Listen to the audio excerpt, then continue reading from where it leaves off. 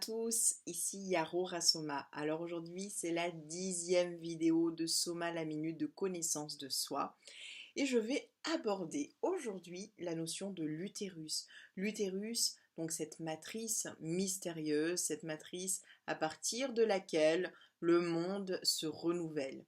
Alors j'ai intitulé cette vidéo l'utérus, la racine de l'intériorité. Alors nous allons d'abord commencer par sa fonction physiologique.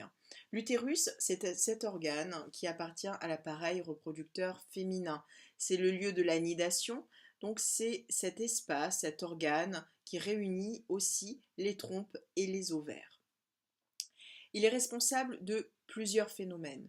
Tout d'abord, celui de la fertilité, donc ce passage de la conception à la grossesse jusqu'à l'accouchement, mais aussi du phénomène donc des règles, qui est donc cet endomètre, cette desquamation de l'endomètre qui va créer en fait du sang et qui va ensuite donc déboucher sur les règles. Alors, pour vous donner un petit peu une image de l'utérus. L'utérus est un organe qui est creux, qui siège à l'intérieur du petit bassin et qui a cette forme de poire, comme ça, avec un petit canal qui rejoint la cavité vaginale.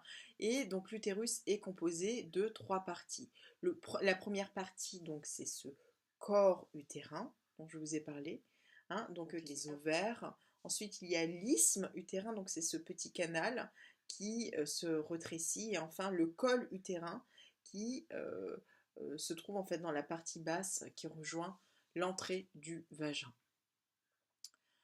L'utérus, c'est cet organe, donc vous l'avez compris, qui est destiné à contenir l'œuf qui est fécondé, et donc cet œuf fécondé qu'on appelle l'embryon va devenir ensuite ce fœtus qui ensuite deviendra ce bébé qui, au terme de son évolution, donc va sortir, va être expulsé de ce lieu, et ce qui va provoquer le phénomène de l'accouchement.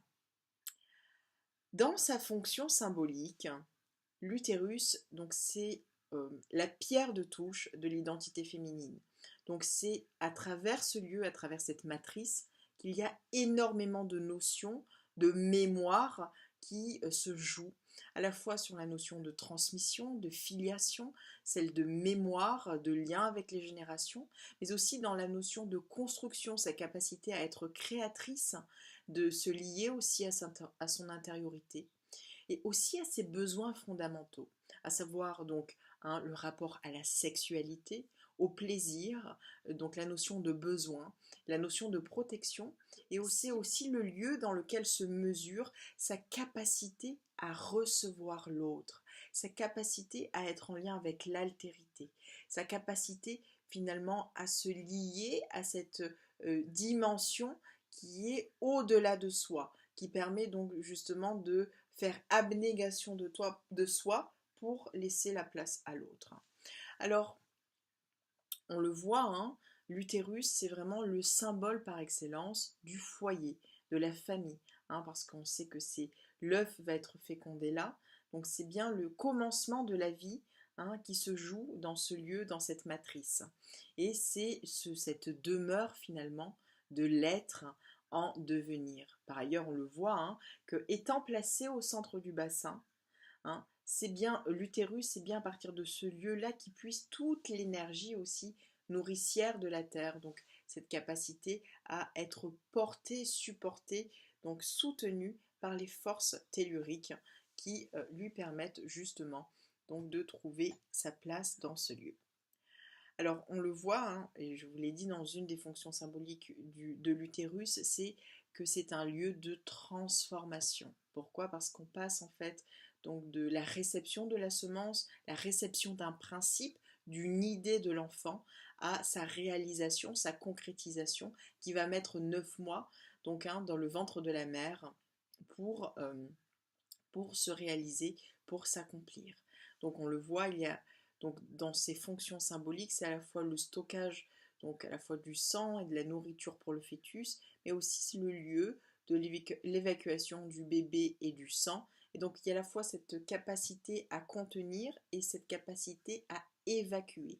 Donc voilà les doubles fonctions que joue aussi l'utérus. Donc contenir des mémoires, contenir ce lien, j'allais dire, aux générations, ce lien à la transmission, mais aussi cette capacité à évacuer.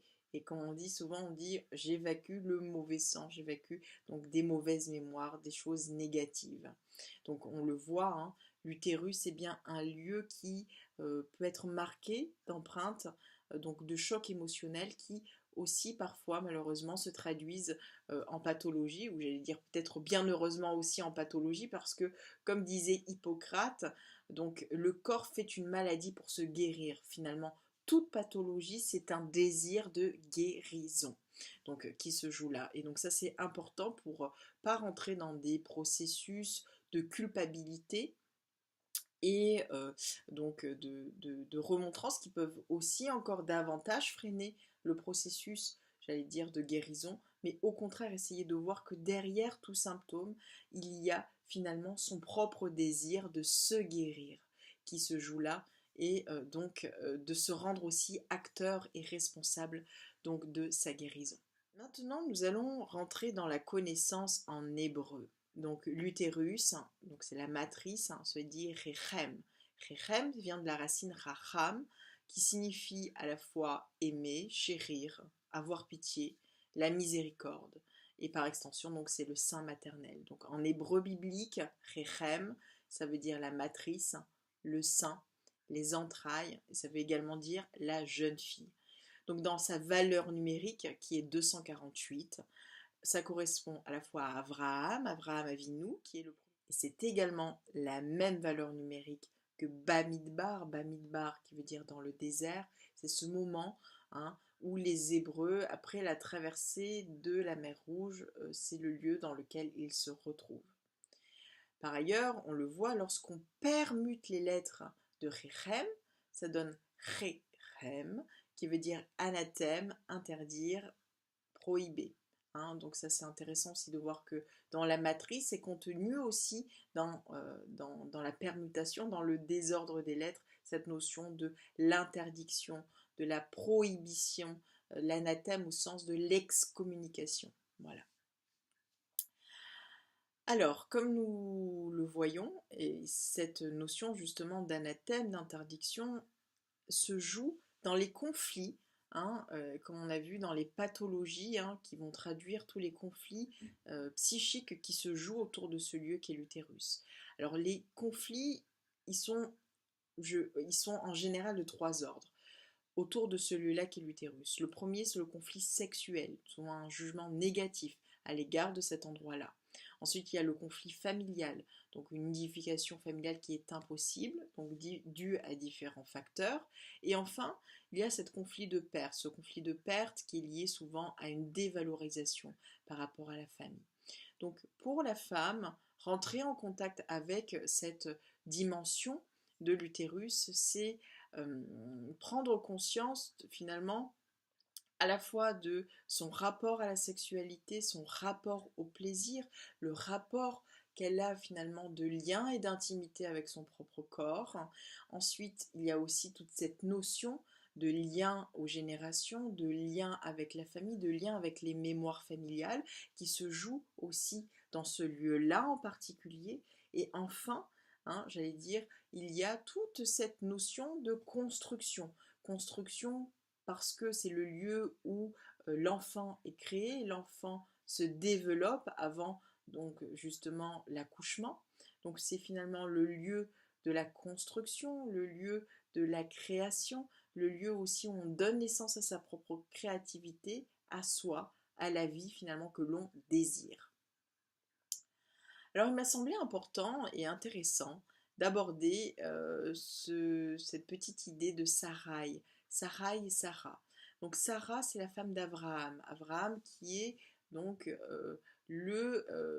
un des patriarches du peuple juif et aussi le père des nations. Et avant de s'appeler Abraham, il s'appelait Avram. Et Sarai, avant de s'appeler Sarah, s'appelait donc Sarai. Donc Sarai, ça s'écrit avec un Yud à la fin, la lettre Yud. Et Sarah s'écrit avec un He à la fin.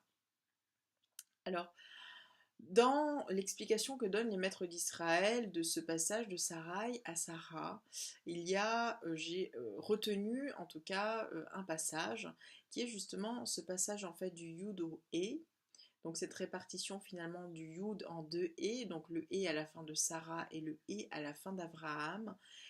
Donc pour Sarah en particulier qui était stérile, donc c'était ce passage de ma princesse Sarai à la princesse. D'accord? Donc c'est finalement ce passage du particulier à l'universel qui permet de faire ce passage entre de la stérilité à la fécondité. D'accord? Par ailleurs, dans la notion même de stérilité, je suis allée chercher un petit peu comment ça se dit en hébreu.